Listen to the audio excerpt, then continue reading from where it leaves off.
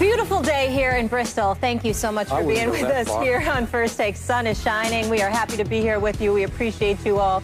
Skip Bayless, Stephen A. Smith, I'm Molly Karam. Gentlemen, how we doing? I'm lovely. How y'all doing? I'm lovely too, Stephen A. How are you? I'm just lovely. Let's get to it. Let's roll. Oh, on that note, so you know what it's all about. Last night, the Thunder have the Spurs on the brink of elimination after stealing Game 5 in San Antonio and taking a 3-2 series lead. OKC trailed by 6 late in the fourth, but ended the game on a 13-3 run. Russell Westbrook was 1 assist shy of a triple-double with 35 points, 11 rebounds, and 9 assists. Stephen A., what was your takeaway from Game 5?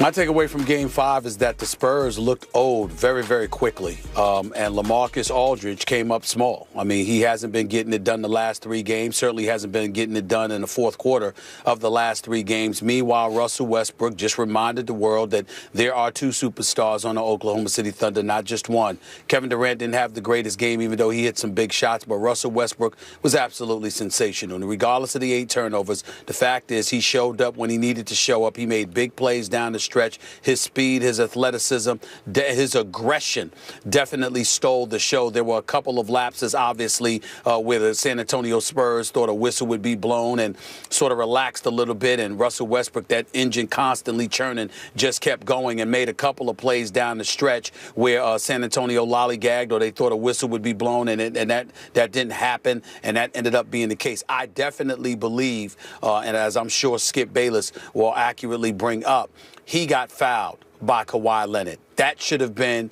a foul called by the officials. Russell Westbrook should have been sent to the line for 2 free throws, giving San Antonio a last shot at a 3-pointer to tie and send the game into overtime, as opposed to Russell Wilson being in position and ultimately converting a 3-point play. That's absolutely true. The referees blew that call, but it doesn't mean that the San Antonio Spurs did not blow the game.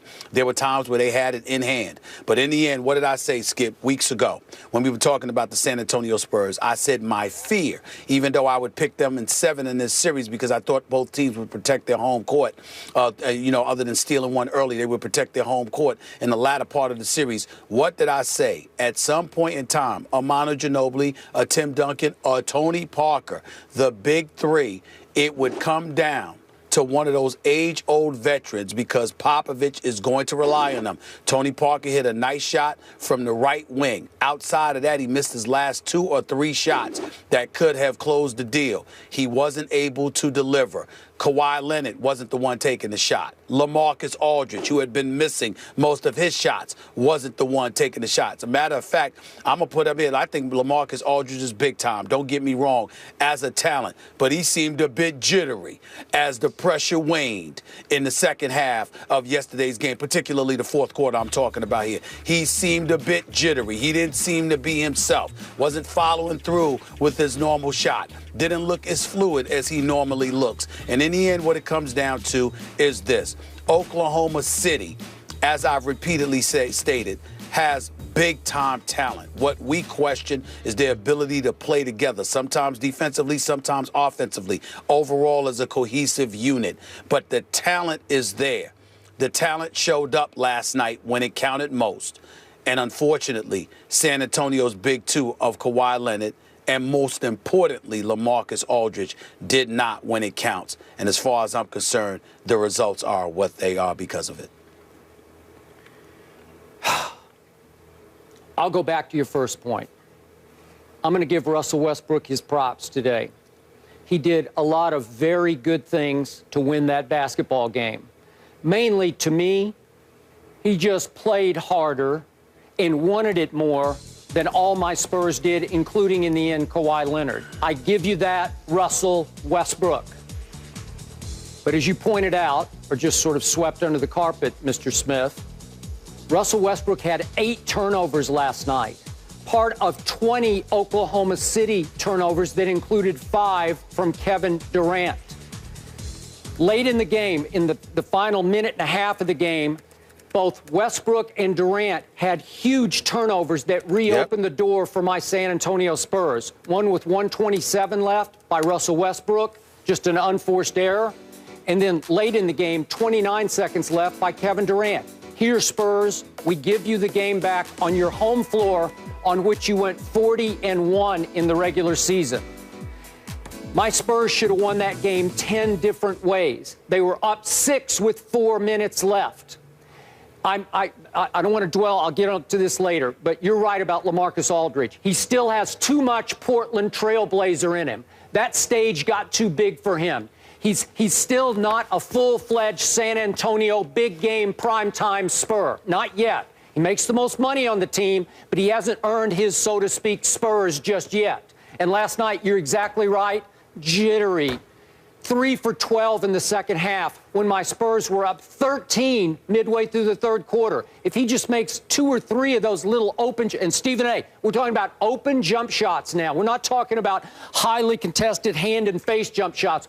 Open little, for him, bunny shots, like free throw shots. He only started this series making 33 of his first 44 shots. But when the money was on the line, game 5, do or die, no, shrank. Now, here's my point. And the Russell Westbrook lovers and the Spurs haters won't want to hear this. There were actually 3 blown calls. Bless you. Bless you. Thank you. 3 blown calls in the final minute of that game. I'm not going to go so far today and say my Spurs were robbed because they had too many chances to close their own deal despite this. But I will say that the refs helped cost my Spurs that basketball game. You missed the most egregious one with 54 seconds left. Danny Green is running around a pick set by Steven Adams. And Steven Adams clearly, and he's got some goon in him, he steps back with his left foot and clearly flat out trips Danny Green, if we can see that right now, tripped him. And Danny Green goes sprawling into Kevin Durant, who gets a foul call. Stephen A., 54 seconds left. The game is tied at that point. It should have been immediate offensive foul tripping on Steven Adams. Instead, Kevin Durant, who's about as lethal a free throw shooter, especially under pressure, as I know in the league, he clearly, easily steps to the line, makes 2, and all of a sudden it's 92-90 Oklahoma City. Ball should have been going the other way with my San Antonio Spurs. Would it change the dynamic of the game? I don't know. Wouldn't have hurt my Spurs. And then, to your point, 6 seconds left. My Spurs are in big trouble, and Kawhi clearly intentionally attempts to wrap up Russell Westbrook. How can you not call that foul, number 1? That's the first one, but it was double jeopardy because, to Russell Westbrook's credit, he continues to rage on to the basket, and as he goes up to dunk it, LaMarcus Aldridge just kind of waves at him because he thinks the play's over. They all just sort of went half speed, and he waves, and they go and 1. So instead of Russell Westbrook having to shoot 2 free throws with his team up 1 point, he got to shoot 1 free throw with his team up 3 points. And he made it, and the game was over. Okay, I'm not saying out-and-out all-time robbery, but I'm saying those are 3 blown calls in the last minute that dramatically impacted my Spurs' ability to win that game. Your thoughts? Well, what makes it most, first of all, you're absolutely right. I did miss it. I should have brought up that tripping of Danny Green because it was clear, it was flagrant, and there's no way on earth that should not have been called. And what's really, really most annoying is that it's the last minute of a contest. The game is tight. It's a postseason game. It's pivotal. Those are moments where NBA officials simply can't make the kind of mistakes that they made. Missing the call against Danny Green. And then to know, you know good and well that the Spurs have to foul. So that's what makes the missing of the foul call against Kawhi Leonard, them making that call, that's what makes it most egregious because there are situations where you could nick a guy in that situation and an official will make the call because they know you're trying to intentionally foul because you want to send them to the free throw line. You're hoping that they miss a free throw, but in the event that they do make both free throws, you're still in position to tie the game if you hit a 3-point shot. How How can professional officials miss something so obvious that everybody and their mother know is coming and you're looking for? To miss that is incredibly egregious. So that's why I'm not going to mess with you today about the Spurs, because I'm watching, and I don't care. You know me, even though I picked the Spurs, I want OKC to win the series because I want to see Russell Westbrook against Steph Curry. But at the same time, and Kevin Durant against Steph and Clay and those boys. But at the same time, fair is fair. And I look at San Antonio right now, and I'm saying there's no way on earth that those two errors in the last minute of a semifinal series in the playoffs should be missed. It's inexcusable. There's no excuse for it. The NBA should be all over those officials on a day like today, because those are big-time misses. Having said that, again, LaMarcus Aldridge was jittery. And I want to say something here about, listen, we all know Greg Popovich to be a great coach. We all understand that. But let me tell you something. It was incredibly glaring yesterday. Look, the San Antonio Spurs just missed shots because the plays that Greg Popovich was calling, the offense that they were running, the kind of shots he was looking for, they were getting them. Tony Parker had open shots. LaMarcus Aldridge had open shots. And here's why I blame LaMarcus Aldridge more so than anybody else for this particular game, Skip. Tony Parker ended up shooting because he had to. Yeah. Because LaMarcus Aldridge wasn't. If LaMarcus Aldridge was making shots, you and I both know that Popovich would have had his number called. And Tony Parker and those boys would have kept feeding him. But not only was he missing shots, look, we know basketball, all right? No disrespect. We all know LaMarcus Aldridge is a stud. He can play. He was the premier free agent last summer. We get all that.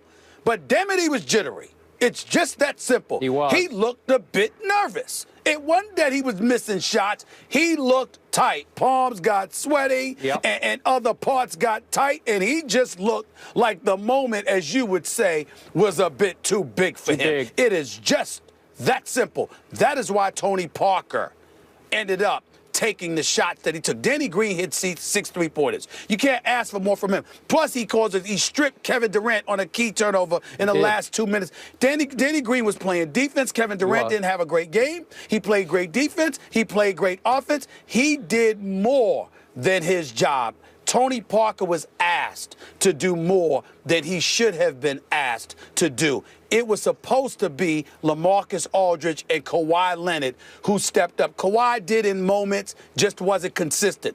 LaMarcus Aldridge was completely absent when it counted most. And if they lose this series, that is what is going to be most memorable as it pertains to the San Antonio Spurs. The fact that he looked a bit jittery when it counted. 6 for 21 for the game. Won't get it done, especially at home. Now, to your Kawhi point, we're going to speak later in the show about LeBron James', can I say, reticence in sort of anointing Kawhi as a superstar player. We'll talk about that later. I had some reticence after last night. I don't get this, Stephen A. Smith, and I'll tell you why. In the first half, Kawhi Leonard made 8 of 13 shots. And you know and I know, in the second quarter, he went Russell Westbrook on the Thunder. He took the game over. He literally yanked the game out of Ibaka's hands. Remember that play in the second quarter? It sort of just switched the momentum of the game and slammed it home. All of a sudden, the Thunder had no answer for Kawhi Leonard. 8 of 13. In the second half, he takes only 8 shots and makes 4. In the fourth quarter, he takes only 4 shots and makes 2.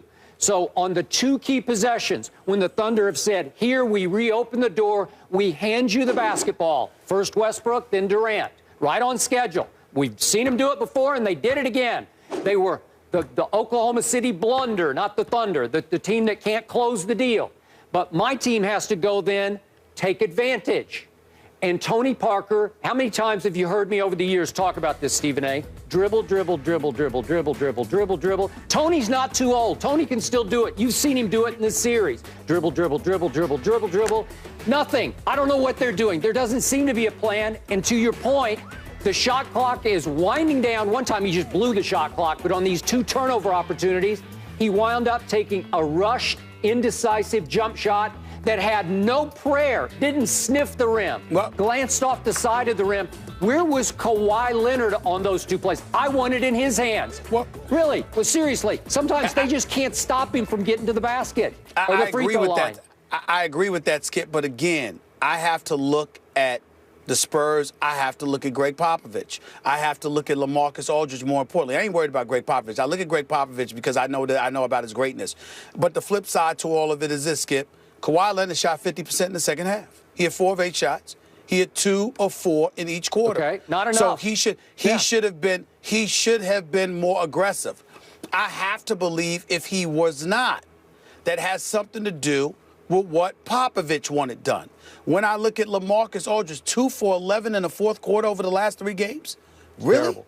That's just embarrassing. It's terrible. I mean, my God. No, and you averaging 40 in the first 2, and then all of a sudden you fall off the map. And I don't even have a problem with the 6 for 21. I have a problem for when it occurred. If you went 0 for 15 and hit your last 6 shots in the fourth quarter, well, then you know what, Skip? You were just off. But it's the fact that he's on, and then it gets tight, and then all of a sudden you can't make shots. Well, that's a choke job. Now, I'm not saying that's what happened, but I'm saying that's how it's looked upon. And when you consider also the fact that, Skip, it's almost sacrilegious to say this, Tim Duncan's done. It's over. I mean, 1 for 6, 28 minutes. The legs are just not there anymore. The legs, and then the spirit is willing, but the flesh is weak. And in this case, it's the legs. It's the flesh on his legs. It's just weak. It just seems like it ain't there. Yep. And so when you look at it from that perspective, that puts more of an onus on LaMarcus Aldridge. You got to know, because look, the offense is evolving around you right now. You're the modern day Timmy. You're the dude you're the power forward with the mid-range game, the unprecedented mid-range game. This is what LaMarcus Aldridge brings to the table. And so right now, with them being on the brink of elimination, if they want to force a Game 7, I believe in LaMarcus Aldridge's skill. I don't think it will usurp that of the combination of Kevin Durant and Russell Westbrook on their home floor in all likelihood. But if the Spurs are going to have a chance, LaMarcus Aldridge we know what Kawhi Leonard needs to do. That's a given. But he does so much defensively, Skip, and he's efficient enough offensively that I can sit there and say he is what he is. If you get Kawhi Leonard to be Kawhi Leonard, then you'll be fine. LaMarcus Aldridge has to step up and be that dude. Tim Duncan cannot come to his rescue. It doesn't appear to be the case anyway. I don't want to ever rule out Tim Duncan, but it just looks like Father Time has kicked in his door. LaMarcus Aldridge has to take over. He cannot disappear in the fourth quarter, and he has the last 3 games. I can't compare those two players, what roles they play for the team and what Tim used to be versus what LaMarcus is. Offensively, you can. Yeah, a little bit, although, well, let me just say this. I told you this the other day. If you go back and look at the stats of the Clippers series 1 year ago, it was obviously in the first round. They lost in 7 games at Staples, Game 7. Tim Duncan was the best Spur on the floor every night of all 7 games. He was good to the last drop because he made big shots down the stretch that looked like they were matching CP3, who finally made the runner-up over Tim Duncan's defense. The problem this year is lately he's hurt his good knee. He's got 2 bad knees now. I'm not sure that it's Father Time has knocked or rapped on his door as he turned 40 years of age. I think his knee is shot. Both are now shot. So he can still play defense. He can still protect the rim. He can still keep Russell Westbrook occasionally from getting to the rim, just on savvy alone. Yeah. But I'm with you. I mean, but when I say Father Time, that's what I'm talking about. Same thing with Kobe. It wasn't that all of a sudden he's spry, he's got a spring in his step, and then he gets old. Yeah. Injuries kicked in, and then the body couldn't recover. It's the same thing with Tim Duncan approaching 40. Skip. He's older now. Okay, and when I say Father Time, I'm not talking about his skill. I'm talking about his body has drastically deteriorated. That's all I mean by that. All right. It is what it is. Okay, and now to your point, and I give you credit for this. You did say going into this series, or if not a month ago, you feared that Pop would ride the big 3 too much down stretches of these big games like this. I hear you. And you can laugh if you want, but Boban Marjanovic has been a force during the regular season. He should have been playing some minutes of this series because the Thunder crushed my Spurs on the backboards last night. 54-36. Yeah, how about 15 offensive rebounds? It's hard to beat a team when you give them 15 more chances than they deserve to have. So in this case, true. Like Boban, if he played 12 minutes, you don't think he could bang with Steven Adams and take a little pound of flesh from him? You're not going to get any argument from me, but understand what it's a byproduct of because of the play of Tim Duncan. I mean, if you still had Thiago Splitter, I would be in support of him playing because he's a bigger body and fresher legs. Listen, Tim Duncan can't be on the court for you for 28 minutes right now. He can't. He just doesn't have the legs for it. He just doesn't have the leg. And he seems to know it, even though he's very non-assuming and all of that other stuff. Is it just me, Skip? I'll ask you as the ultimate Spur lover. Did Tim Duncan not look a little depressed to you being out there? He didn't seem listen, I know he always has his head down and he's focused on doing his job. I know that. He's great. He's the great Tim Duncan. He just it's just like it's the same thing I saw with Kobe from time to time. When you know your body won't allow you to do what you know how to do. It's a devastating reality. When it hits you, it's like, damn, I just can't do this anymore. And that's gotta hurt. And that's what I saw last night. That's what I saw. Depression, but I saw a couple of hints of embarrassment when he had open sort of basket attacks where he usually Duncan would at least laid the ball in the basket, and he couldn't even get home to the basket. But that's what I mean. Yeah. And I'm saying the residual impact of a play like that, it's like, damn, I used to be able to do this. This was once upon a time money. That's all I mean by that. I mean, I don't want to be hyperbolic in terms of depression, but I'm just saying it's just knowing your greatness and knowing you know what to do and can't be able to do it. Okay, everything you just said, I hear you. And my Spurs were up 6 at home with 4 minutes to go. And blew it. And blew it. And Oklahoma City turned the ball over 20 times. And listen, you can... Look, I'm not criticizing Russell for this, but this is good for me. This is the formula I need to beat the big two of Oklahoma City. I need Russell Westbrook to take 27 shots to Kevin Durant's 21. I'll take that. I know he was great in spurts last night, but I'll take that.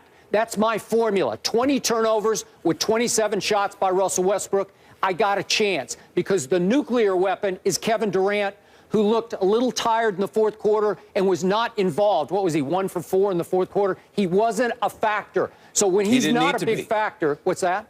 He didn't need to be because he had Russell. I got you, but I'll take Westbrook. I'll take on that challenge more than I'll take on Durant just getting hot from 3 or pull-up jumpers. So it's a game on a, if I may, silver and black platter, if I can use the Spurs colors this morning, because it was right there. Please, no. Skip, bottom line, are the Spurs done? No way are they done. They're going to win in 7 games. I'm sticking by my pick. All right, Spurs in 7. We will discuss that in the next hour. We're going to get into that subject. But tomorrow night, it is Game 6 at the Thunderdome between OKC and San Antonio. Our coverage begins with NBA Countdown charged by Dew at 7:30 Eastern on ESPN. Meanwhile, though, coming up next, Dwight Howard joined the crew on TNT last night, speaking about his future and commitment to the game. We'll react to what he had to say after the break. Stay here. We're just getting started. I think you like me like that.